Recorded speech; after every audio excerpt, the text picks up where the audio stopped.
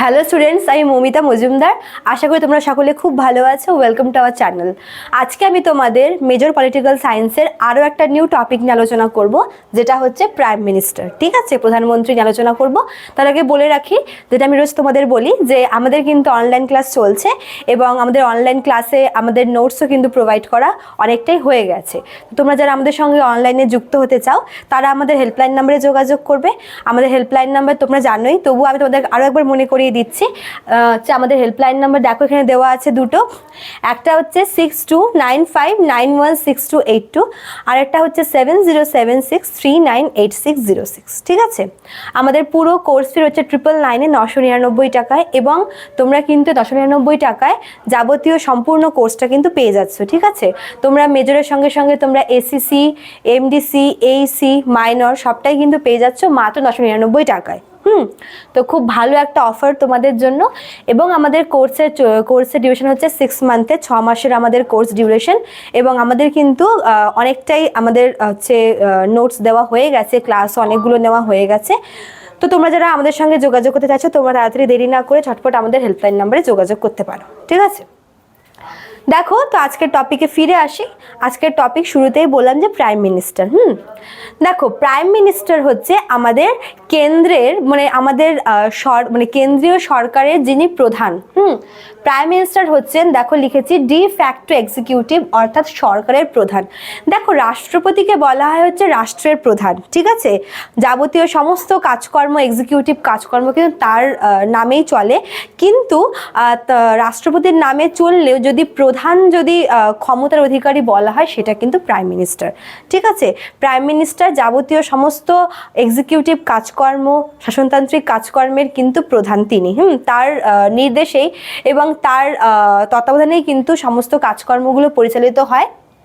দেখো, প্রাইম মিনিস্টারের পোস্টটা দেওয়া রয়েছে 75 নম্বর ধারাতে। ঠিক আছে, 75 নম্বর ধারাতে বলা হয়েছে যে প্রধানমন্ত্রীর নিয়োগ সম্পর্কে। হ্যাঁ, এবং প্রধানমন্ত্রীকে নিয়োগ কিন্তু করেন হচ্ছে রাষ্ট্রপতি। রাষ্ট্রপতি হচ্ছে সংখ্যাগরিষ্ঠ দল যে রয়েছে, যেই দল সবথেকে বেশি ভোট পায়, সেই দলের যিনি লিডার, তাকেই কিন্তু প্রাইম মিনিস্টার হিসেবে নির্বাচিত করেন, নিয়োগ করেন। এবং এই 75 নম্বর ধারাতে প্রধানমন্ত্রীর নিয়োগের ব্যাপারেই বলা রয়েছে রাষ্ট্রপতির দ্বারা। তারপর দেখো, আমরা আসি রাষ্ট্রপতির শপথ বাক্যে। প্রধানমন্ত্রীর, তো প্রধানমন্ত্রীকে শপথ বাক্য কে পাঠ করান? রাষ্ট্রপতি। ঠিক আছে, প্রধানমন্ত্রীকে শপথ বাক্য পাঠ করান হচ্ছেন রাষ্ট্রপতি। রাষ্ট্রপতি নিয়োগও করেন, আবার রাষ্ট্রপতি শপথ বাক্য পাঠও করান। ঠিক আছে, আচ্ছা, এবার দেখো, প্রাইম মিনিস্টার হওয়ার জন্য কিছু অ্যাবিলিটি থাকতে হবে। যেরকম প্রথম কন্ডিশন, সেটা হচ্ছে ভারতের নাগরিক। ঠিক আছে, প্রধানমন্ত্রী হওয়ার জন্য প্রথম যেটা কন্ডিশন, সেটা হচ্ছে ভারতের নাগরিক হতে হবে। ঠিক আছে, এবং 25 বছর 25 বছর হতে হবে। প্রধানমন্ত্রী হওয়ার জন্য 25 বছর বয়স্ক হতে হবে। দেখো, এর আগে আমরা রাষ্ট্রপতির ক্ষেত্রে দেখেছিলাম 35 বছর, উপরাষ্ট্রপতির ক্ষেত্রে দেখেছিলাম সেম বছর, কিন্তু প্রাইম মিনিস্টারের ক্ষেত্রে কিন্তু বয়সটা একটু কম দেওয়া, মাত্র 25 বছর বয়স্ক হতে হবে প্রাইম মিনিস্টারের পদে নির্বাচিত হবার জন্য। ঠিক আছে, এবং যিনি প্রাইম মিনিস্টার হবেন, তাকে সংসদের যে কোনো একটা কক্ষের, আমাদের যে পার্লামেন্ট রয়েছে, আমাদের ভারতের পার্লামেন্ট, সেই পার্লামেন্টের যে দুটো কক্ষ রয়েছে, একটা হচ্ছে রাজ্যসভা আর একটা হচ্ছে লোকসভা, তো এই দুটো কক্ষের যে কোনো একটি কক্ষের মেম্বার হতে হবে প্রধানমন্ত্রীকে। ঠিক আছে, এবার মনে করো, এখানে তোমাদের একটা কথা বলে রাখি, যে এটা তো কন্ডিশন রয়েছে যে পার্লামেন্টের যে কোনো একটা কক্ষের মেম্বার হতেই হবে প্রধানমন্ত্রীকে। ঠিক আছে, ইন কেস যদি তিনি এই দুই কক্ষের কোনো এক কক্ষেরও মেম্বার না হয়ে থাকে, তবে প্রাইম মিনিস্টারের পদে নির্বাচিত হওয়ার 6 মাসের মধ্যে কিন্তু তাকে এই দুইটা কক্ষের মধ্যে যে কোনো একটা কক্ষের সদস্য হিসেবে কিন্তু নির্বাচিত হতে হবে। মনে করো যে কেউ একজন প্রাইম মিনিস্টার হিসেবে আর কি নির্বাচিত হলো, ঠিক আছে, কিন্তু সে না লোকসভার মেম্বার না রাজ্যসভার মেম্বার, তবে তাকে এই কন্ডিশনেই ওই প্রাইম মিনিস্টারের পদে বসাবে, যে প্রাইম মিনিস্টারের পদে বসার 6 মাসের মধ্যেই কিন্তু তাকে এই দুটা কক্ষের যে কোনো একটা কক্ষের মেম্বার হতে হবে। এটা কিন্তু একদম যাকে বলে মানে হতেই হবে, কম্পালসারি এটা। আচ্ছা, এবার দেখো প্রাইম মিনিস্টারের ক্ষমতা সম্পর্কে। দেখো প্রাইম মিনিস্টার হচ্ছে কেন্দ্রীয় মন্ত্রিসভার নেতৃত্ব দেয়, মানে তার নেতৃত্বেই, তার অধীনেই কিন্তু কেন্দ্রীয় মন্ত্রিসভা গঠিত হয়, ঠিক আছে। এবং তিনি মন্ত্রিসভার অধিবেশনে সভাপতিত্ব করেন, মানে কেন্দ্রীয় মন্ত্রিসভার যে সেশন হয়, যে মিটিং হয়, সেখানকার কিন্তু চেয়ারম্যান হন প্রাইম মিনিস্টার, ঠিক আছে। মনে করো যে যেহেতু প্রধানমন্ত্রীর নেতৃত্বে গোটা মন্ত্রিসভা তৈরি হচ্ছে, যদি প্রাইম মিনিস্টারকে যদি কোনো কারণে তার পদ থেকে সরানো হয়, বা মনে করো যদি তিনি মনে করো যে মারা গেলেন, ঠিক আছে, তার মেয়াদ পূর্তির আগেই মনে করো যে প্রাইম মিনিস্টার মারা গেলেন, তবে তার সঙ্গে সঙ্গে কিন্তু গোটা মন্ত্রিসভাকেই তার পদত্যাগ করতে হবে, ঠিক আছে। মানে যেহেতু প্রাইম মিনিস্টারের নেতৃত্বে গোটা মন্ত্রিসভা তৈরি হয়েছে, তো যদি উনি পদত্যাগ করেন বা যদি উনি কোনো কারণে মারা যান, তবে কিন্তু মন্ত্রিসভা ভেঙে যায় এবং নতুন করে কিন্তু আবার মন্ত্রিসভা গঠিত হয়, ঠিক আছে। আর এই মন্ত্রিসভার আর কি সমস্ত কার্যাবলী, সমস্ত ডিসিশন কিন্তু প্রাইম মিনিস্টারই নেন। আচ্ছা, এবার দেখো রাষ্ট্রপতির সঙ্গে প্রাইম মিনিস্টারের সম্পর্ক কিরকম, ঠিক আছে। রাষ্ট্রের যাবতীয় তথ্য তিনি রাষ্ট্রপতিকে জানান, মানে মনে করো যে তোমাদেরকে শুরুতেই বললাম যে রাষ্ট্রের প্রধান হচ্ছেন রাষ্ট্রপতি এবং সরকারের প্রধান হচ্ছে প্রধানমন্ত্রী, ঠিক আছে।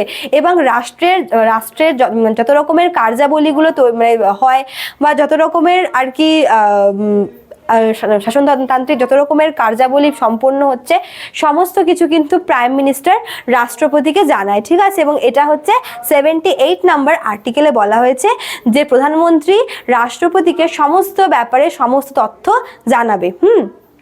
আচ্ছা, এইবার দেখো যে প্রাইম মিনিস্টারের পদটা যেটা বললাম যে তিনি দীর্ঘদিন থাকতে পারেন, মনে করো যে তিনি আবার নির্বাচন, মানে 5 বছর তো থাকে মেন হচ্ছে তার কার্যসীমা, তার সময়সীমা, এবং 5 ইয়ার্স পরে যখন আবার ইলেকশন হয় তারপরেও তিনি কিন্তু পুনর্নির্বাচিত হতে পারেন, ঠিক আছে।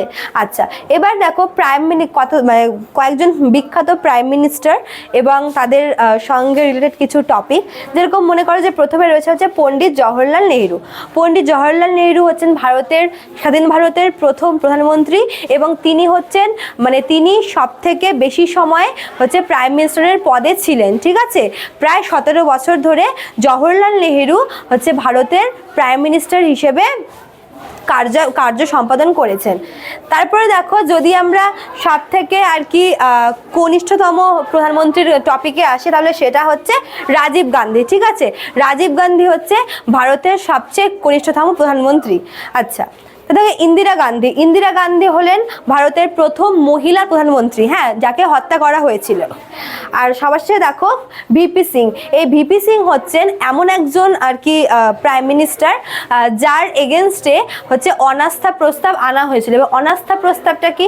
এটা হচ্ছে মনে করো যে কোনো মন্ত্রী, কেন্দ্রীয় মন্ত্রিসভার কোনো মন্ত্রী অথবা প্রাইম মিনিস্টার যদি তার কর্তব্য পালনের সমর্থ না হয়, যদি সে তার কাজকর্ম ঠিকঠাক করে পালন না করে, তবে তার ক্ষেত্রে পার্লামেন্টে এই প্রস্তাবটা আনা হয় যে তার উপরে আর আস্থা রাখা যাচ্ছে না, তার কাজে আর কি সন্তুষ্ট নয়, তো পার্লামেন্টের মেম্বাররা সেই মন্ত্রী বা সেই মন্ত্রিসভার এগেনস্টে কিন্তু এই প্রস্তাবটা আনতে পারে, যাকে বলা হচ্ছে নো কনফিডেন্স মোশন বা অনাস্থা প্রস্তাব, ঠিক আছে।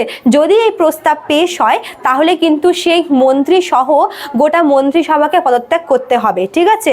তো ভিপি সিং যখন প্রাইম মিনিস্টার ছিলেন তখন তার এগেনস্টে এই প্রস্তাবটা আনা হয়েছিল, এবং যার দরুন ভিপি সিং সমেত সমগ্র মন্ত্রিসভাকে কিন্তু পদত্যাগ করতে হয়েছিল, ঠিক আছে। তো এতটুকুই ছিল তোমাদের প্রাইম মিনিস্টার সম্পর্কে।